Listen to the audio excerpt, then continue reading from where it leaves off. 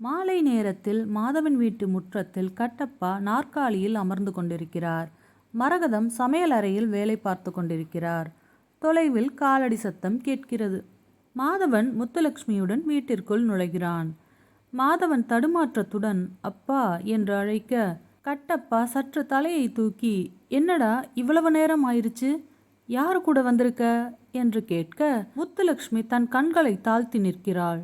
மாதவன் திடமாக மனதை கட்டுப்படுத்தி கொண்டு, அப்பா இவங்க தான் முத்துலட்சுமி என்று சொல்கிறான்.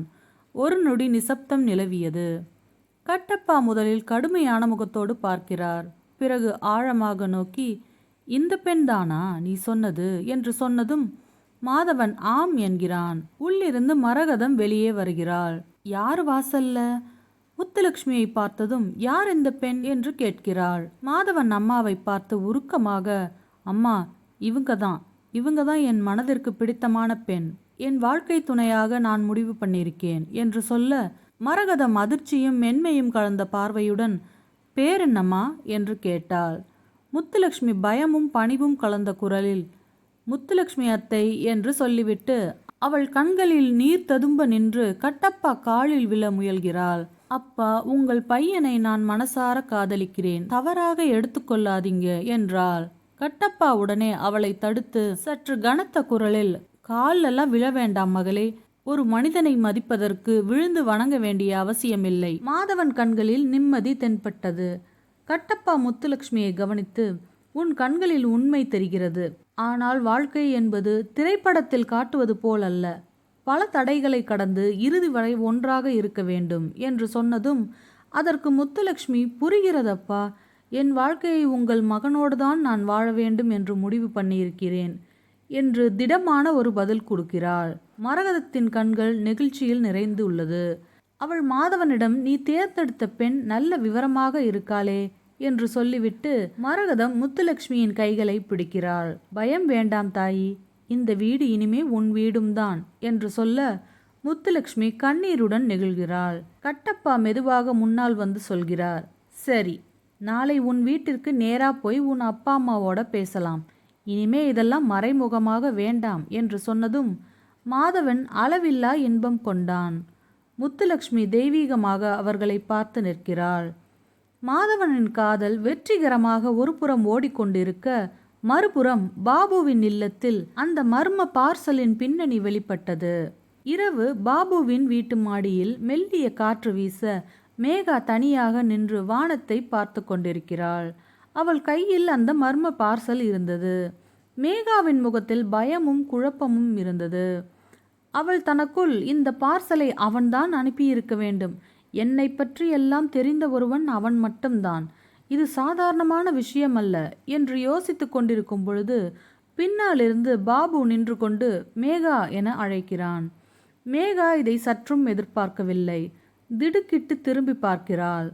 பாபு நீங்களா, நீங்க எங்க இங்க என்று கேட்டதும் பாபு சற்று மெதுவாக, நீ கடந்த 2 நாட்களாகவே ஒரு மாதிரியா இருக்கீங்க, உங்க கண்கள்ல ஏதோ பயம் இருக்கு, அதை நான் பார்க்கிறேன், ஆனால் புரிஞ்சிக்கவே முடியல.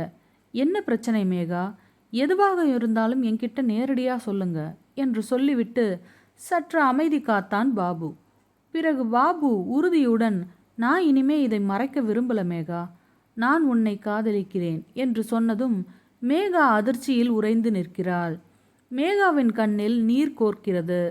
மேகா பாபுவை பார்த்து, நீங்க நல்லவர் பாபு, உங்க மனசு ரொம்ப சுத்தமானது, ஆனா என் வாழ்க்கையில ஒரு இருள் உள்ளது, அதை சொல்லாம உங்க காதலை ஏற்க முடியாது, அப்படி நான் செய்தால் உங்கள் காதலுக்கு நான் செய்யும் துரோகம் ஆகிவிடும் என்று சொல்லி அந்த மர்ம பார்சலை பாபுவிடம் காட்டுகிறாள். இந்த பார்சல், இது என் கடந்த காலத்திலிருந்து வந்த ஒரு சாபம் என்று சொன்னதும் பாபு அதை திறந்து பார்க்கிறான்.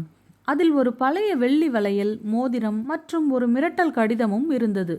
பாபு அதை பார்த்து சற்று பதறிப்போய், இது யார் கொடுத்தது என்று கேட்கிறான். இதை பற்றி நான் முன்னவே உங்களிடம் கேட்க வேண்டும் என்று எண்ணினேன், ஆனால் சூழ்நிலை அமையவில்லை. மேகா ஆழ்ந்த மூச்சு விட்டு பேசத் தொடங்குகிறாள். மேகாவின் கல்லூரி நாட்கள் நினைவுக்கு வரத் தொடங்கின. கல்லூரி வளாகம், இளமை, சிரிப்பு, நண்பர்களுடன் அரட்டை என அடுக்கடுக்கான பல சிந்தனைகள் வந்து கொண்டே இருந்தன. காசி கல்லூரியின் 4ஆம் ஆண்டு மாணவன். அவனை முதலில் பார்ப்பவரே இவன் ஒரு திரைப்பட கதாநாயகன் என்று நினைத்தே ஆக வேண்டும். அப்படி ஒரு தோற்றம், உயரமான உடல், தோள்களுக்கு மேல் இறங்கும் பளிங்கு போல் செட் செய்த முடி, கண்களில் எப்போதும் ஒரு ஆண்மை நிறைந்த கூர்மை. அவன் நடக்கும் ஒவ்வொரு அடியிலும் ஒரு அதிகாரம். கூட்டத்தில் அவன் வரும்பொழுது ஜூனியர்கள் தானாகவே வழி கொடுத்து விடுவார்கள். பேசும்போது சிரிப்பை மிக குறைவாக காட்டுவான். ஆனால் அவன் சிரித்தால் கூட அதுக்குள் ஏதோ ஒரு ரகசிய பின்னணி, ஒரு மர்மம் இருக்கும். ஜிம்மில் நேரம் செலவழிப்பான். கையில் இருக்கும் நரம்புகள் கூட அவன் கம்பீரத்தை சொல்லும். காசி பெண்களிடம் பேசி பழகுவான். அது அவனுக்கு ஒரு பொழுதுபோக்கு மாதிரி. ஆனால் அவன் மனசு எப்போதும் ஒரு மர்மம் நிறைந்ததாகவே இருக்கும். யாராலும் அவன் ரகசியங்களை முழுமையாக புரிந்து கொள்ள முடியாது. காசி, உன்னை வச்ச கண்ணு வாங்காம பார்க்குறாண்டி. சீனியருக்கு உன் மேல ஒரு கண்ணு இருக்கு, பார்த்துக்கோ என்று என் தோழி ராதா சொன்னாள். அதற்கு நான், ஏய், அதெல்லாம் ஒண்ணுமில்ல. அவன் எல்லா பெண்களையும் பார்க்கிற மாதிரி தான் என்னையும் பார்க்கிறான். அவன் யாரைத்தான் பார்க்காமல் இருக்கான் சொல்லு? எனக்கு இந்த மாதிரி பசங்களை பார்த்தாலே பிடிக்காதுடி. அவனை பற்றி என்கிட்ட இனிமே எதுவும் பேசாத என்று சொன்னேன். இப்படியே சில நாட்கள் சென்ற நிலையில் காசி என்னிடம் மெல்ல மெல்ல பேச ஆரம்பித்தான். என் முன் காசி மிக நல்லவனாக நடக்க முற்படுவான். பேருக்கு உதவி செய்வது, பிறர் மனம் கோணாமல் நடப்பது, இப்படியே சில நாட்கள் சென்றன. இவை அனைத்தையும் கண்டு காசி நல்லவன்தான் என்று எண்ணி நானும் காசியுடன் நட்புடன் பழக ஆரம்பித்தேன். ஒரு நாள் கல்லூரி வளாகத்தில் காசி என்னை நெருங்கி வந்து ஒரு வளையலும் மோதிரமும் கொடுத்து, இது நம் நட்பின் நினைவாக உன்னிடமே இருக்கட்டும் என்று சொல்லி அன்பளிப்பாக தந்தான். நான் நட்பாக பழகிய காரணத்தினால் அதை நான் மறுக்காமல் வாங்கி கொண்டேன். அப்போது நான் இதை காதலாக எண்ணவில்லை. சில நாட்கள் கழித்து கல்லூரி மாடியில் என்னை சந்திக்க வேண்டும் என்றான் காசி. காசி கண்களில் வெறி கலந்த காதல் தென்பட்டது. மேகா, நான் உன்னை காதலிக்கிறேன் என்றான். நான் அதிர்ச்சியடைந்தேன். காசி, நான் உன்னை நண்பனாகத்தான் பார்த்தேன். நீ பெண்களை எப்படி நடத்துகிறாய் அது எல்லாம் எனக்கு தெரியும். உன்னை நான் காதலிக்க முடியாது என்றேன். காசி கண்களில் குழப்பமும் கோபமும் இருந்தது. உடனே நான் அந்த வளையலும் மோதிரமும் அவன் முன் வைத்தேன். நான் இவ்வாறு செய்ய காரணம் காசியின் மறுபக்கம் எனக்கு வேறொரு தோழி மூலம் தெரிந்திருந்தது. கல்லூரி முழுவதும் காசியை ஒரு ஸ்டைலிஷ் சீனியராகத்தான் பார்த்து வந்தது. பெண்கள் கூட அவனுடன் பேசும்போது அவன் சிரிப்பு, அவன் நடிப்பு எல்லாம் பார்ப்பதற்கு சாதாரணமான நண்பன் மாதிரிதான் இருந்தது. ஆனால் அந்த சிரிப்புக்குள்ளே யாருக்கும் தெரியாத ஒரு கருப்பு முகம் இருக்கு என்று யாரும் எதிர்பார்க்கவில்லை. காசி சில பெண்களுடன் நண்பன் மாதிரி பேசினான். முதலில் நட்போடு, பிறகு பாசத்தோடு அவர்களுக்கு நம்பிக்கை வர வைத்தான். ஒரு நிலைக்கு பிறகு தனியாக சந்திப்பதற்கு அழைத்தான்.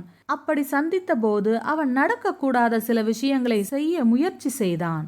அதை செய்தபோது அவன் தொலைபேசியை ஒளித்து வைத்து பதிவு செய்து கொண்டான். அந்த காணொளியை அவனை நம்பி தோழியாக பழகிய பெண்களை பயமுறுத்த ஒரு ஆயுதமாக பயன்படுத்தி கொண்டான் காசி. ஏதாவது பேசினா இதை வெளியே விட்டுடுவேன், என் பேச்சை கேளு, இல்லைன்னா உன் வாழ்க்கையை நான் அழித்து விடுவேன், இப்படி சொல்லி பலரையும் அமைதியாக வைத்தான். இந்த விஷயம் கவனமாக மறைக்கப்பட்டது. பெண்கள் பயந்ததால் யாரும் புகார் செய்யவில்லை. கல்லூரிக்கும் அங்கு வேலை செய்யும் எந்த நபர்களுக்கும் எவருக்கும் இதை பற்றி தெரியவில்லை. ஆனால் நான் அப்படிப்பட்ட பெண் இல்லை காசி.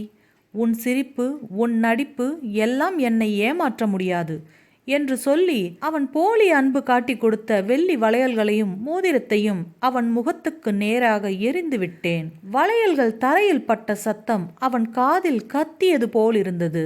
காசியின் முகம் சிவந்து கோபமும் அவமானமும் கலந்திருந்தது. என்னோட வாழ்க்கையில நீ இருந்த இடம் இதோட முடிஞ்சது காசி என்றேன். காசியின் முகம் கொடூரமாக மாறியது. நீ என்னை அவமானப்படுத்திட்ட மேகா, இதுக்கான பதிலடி ஒரு நாள் கிடைக்கும் என்று சொன்னான். காசி பற்களை கடித்தபடி முறைத்தான்.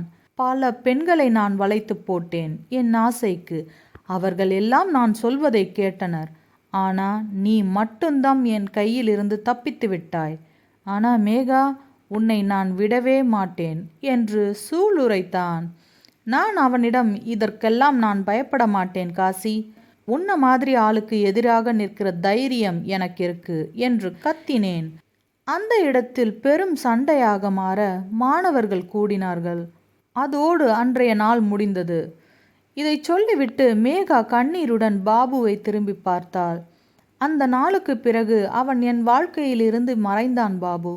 ஆனா இப்போ இந்த பார்சல் மூலம் என்னை பழிவாங்க திரும்பி வந்திருக்கான் என்று சொல்ல, பாபு சற்று கடுமையான குரலில், அவன் உன்னை மிரட்டுகிறானா என்று கேட்க, ஆம் பாபு, நீ எனக்கே என்று சொல்லி பயமுறுத்துகிறான் என்று சொன்னதும் பாபு மேகாவின் கைகளை இறுக்கமாக பிடிக்கிறான்.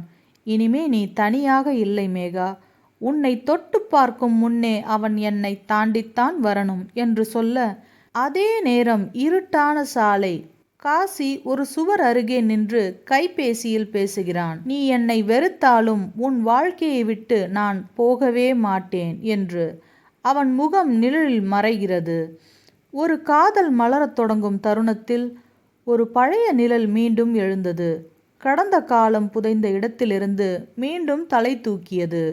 பாபுவின் காதல் காப்பாற்றப்படுமா அல்லது காசியின் பழிவாங்கும் மனம் மீண்டும் மேகாவின் வாழ்க்கையை இருளில் தள்ளுமா என்பதை பொறுத்திருந்து அடுத்தடுத்த காணொளியில் காண்போம். இந்த காணொளி தங்களுக்கு பிடித்திருந்தால் லைக் செய்து சப்ஸ்கிரைப் செய்து கொள்ளுங்கள்.